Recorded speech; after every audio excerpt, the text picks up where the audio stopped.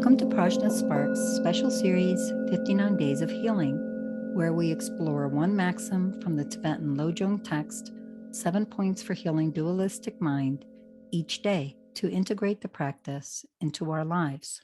Today is day 32. We are working with point 6, healing promises. Maxim 32 reads, "Do not lie in wait."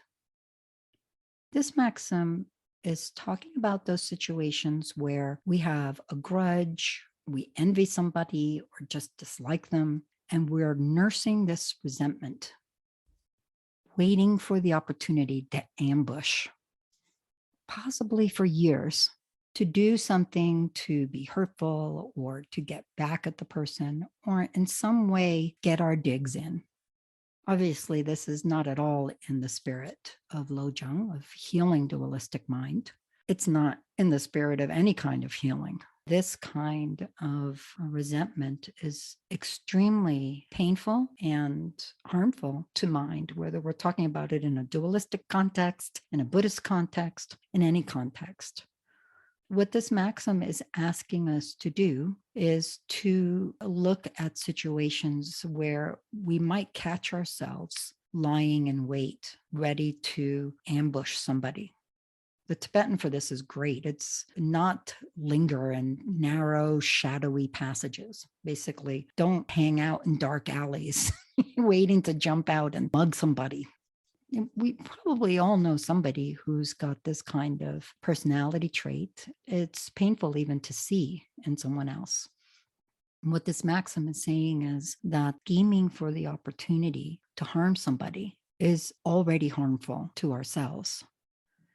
This should be a fairly easy commitment to keep to ourselves. It should be fairly easy to heal by looking into how we might treat ourselves with gentleness and warmth in situations where we might have some kind of resentment or grudge that we're tempted to nurse indefinitely.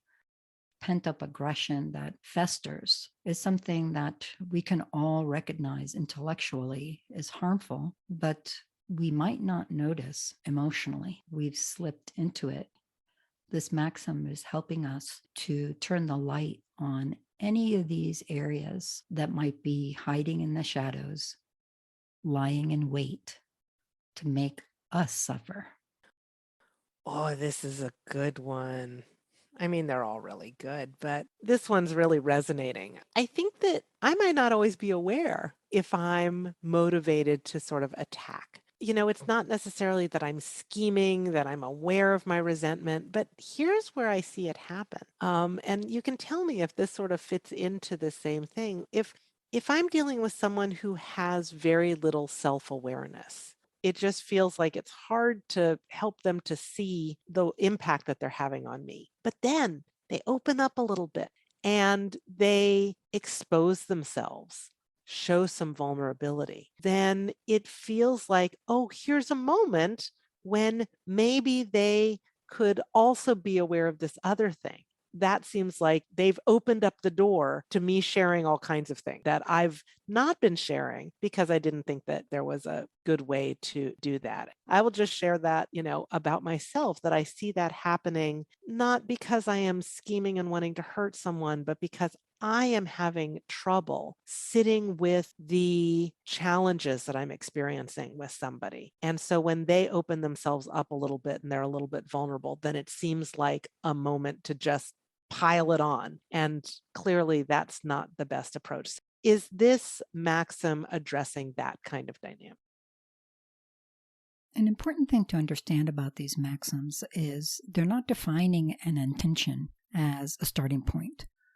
The starting point is an action, lying in wait in this case. It's working backwards from that action to reveal the kind of intentions that would find us in a dark alley waiting to pounce on someone. Why does it do that? Because it's helping us to retrace our steps. The initial move in the direction of that shadowy passageway is an impulse of mind. These maxims are asking us to retrace our steps and to find that initial impulse. While it's not uncommon to take an extreme case as an example, as I just did, there certainly can be more subtle versions of that intention that nevertheless finds us lying in wait, like you're talking about.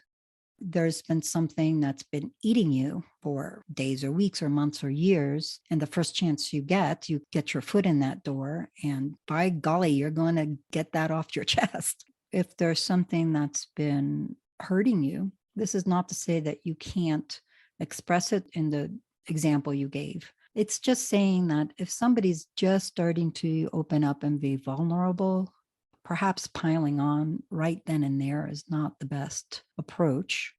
And another way to look at this maxim is pausing and taking a little more time to get things off your chest in this way is a good way to err. If you're going to err on one side, perhaps it's better to do it that way. I understand how that can be useful, pausing to take some more time if somebody's just opening up and they're vulnerable. Another aspect of not lying in wait seems like maybe there's something preventative that we can do also. So if we've got some resentment that we notice is going on or something that's challenging and we're having trouble being honest with somebody, are there ways that we can address it in a positive sense before things get to the point where they're festering?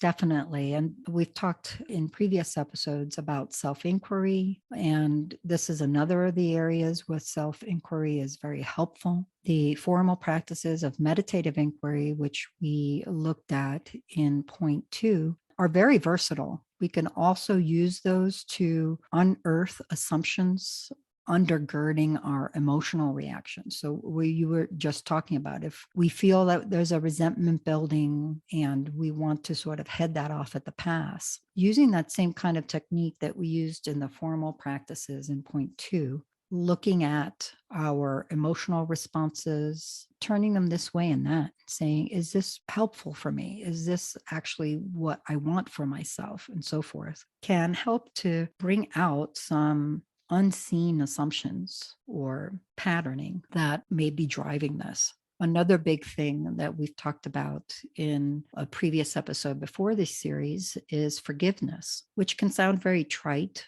and even challenging or off-putting for people.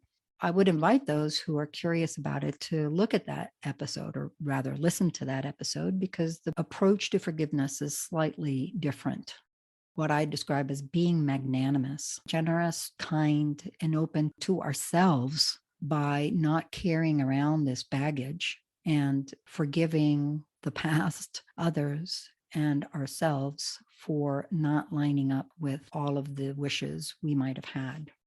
I really appreciate those perspectives because it reminds me that it's not necessarily about being proactive by sharing those resentments with somebody else immediately instead of lying in wait with them, but really about doing that internal work. And I remember this sometimes, that it's not necessarily about figuring out the right time to bring this to somebody or exactly what to say, but it's about getting myself into a place where the answers are clearer to me in the moment about how to work with that. And sometimes that's saying something and sometimes it's not. Sometimes the inner work is sort of the complete process that I need. That is a less dualistic way of looking at it. There aren't any formulas that we can whip out every time. One thing that's a good indicator, though, is tenderness. Our own feeling of tenderness can actually serve as an indicator that we're in a good place to work with something, either by speaking to somebody else or delving into it ourselves. As we saw a couple of days ago, that sense of righteousness, consistency, loyalty, predictability can be actually quite rigid. They seem to be positive, but they don't have the softness, the warmth, the tenderness that allows us to walk softly and quietly into a situation, ready to pull back if we've gone too far. This has been Yeshe and Tanya on day 32 of PRAJNA SPARKS Special Series 59 Days of Healing. Tune in daily for more maxims from the Tibetan Lojong text, 7 Points for Healing Dualistic Mind.